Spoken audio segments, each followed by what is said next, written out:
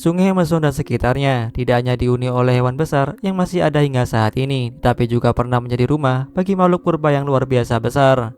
Beberapa di antaranya dikategorikan sebagai salah satu hewan terbesar di dunia.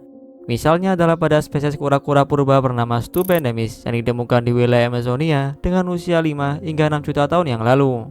Dengan jangkar raksasa yang panjang mencapai 3,3 meter, Stupendemis termasuk salah satu kura-kura terbesar yang pernah ada. Ia memiliki semacam rahang kecil yang menunjukkan bahwa ia adalah hewan pemakan tanaman air yang hidup di danau ataupun rawa-rawa. Cangkangnya yang tebal juga membuatnya bisa terus tenggelam di dalam air saat mencari makanan. Hal ini cukup berbeda dengan kura-kura raksasa modern seperti penyu laut yang memiliki cangkang lebih ringan sehingga mendukung kemampuan berenang aktif.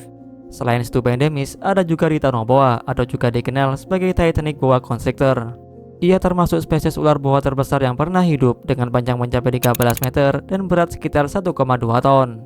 Di sungai Amazon, Titanoboa dulunya ditempani oleh hewan-hewan purba yang tak kalah besar seperti kura-kura purba dengan nama Carbonemis dan ikan paru-paru yang dapat mencapai panjang 2 meter. Meskipun begitu, ular dan kura-kura bukanlah satu-satunya reptil besar yang hidup di sungai Amazon pada zaman purba. Beberapa spesies buaya yang sangat besar juga hidup di sana.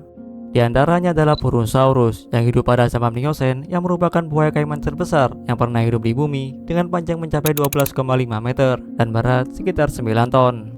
Seekor Purosaurus mampu memangsa mamalia besar yang didukung dengan kekuatan gigitan yang menurut beberapa peneliti lebih kuat dari sebagian besar dinosaurus. Salah satu mangsa besarnya adalah Morasaurus, seekor buaya kaiman raksasa yang hidup pada waktu dan tempat yang sama dengan Purosaurus. Alih-alih memiliki rahang kuat seperti buaya lainnya, moncong Morasaurus lebih lebar dan menyerupai paruh bebek dengan rahang bawah yang lemah serta deretan gigi kecil berbentuk kerucut. Bentuk rahang dan giginya ini menunjukkan bahwa Morasaurus tidak berburu dengan cara menggigit atau memangsa hewan besar. Sebaliknya, Morasaurus memiliki kantung tenggorokan yang besar dan dapat mengembang mirip dengan kantung tenggorokan pelikan. Dengan keunikan fisik seperti ini, Morasaurus kemungkinan besar mencari makan dengan cara mirip dengan bebek, yaitu dengan menyedot air dan lumpur dari dasar, lalu menutup mulutnya dan memaksa air keluar melalui celah giginya sambil menelan sisa makanan yang tertinggal. Dari sini, maka timbullah sebuah pertanyaan besar yang mungkin menjadi misteri hingga saat ini, yaitu mengapa hewan-hewan yang hidup di wilayah Amazon cenderung sangat besar.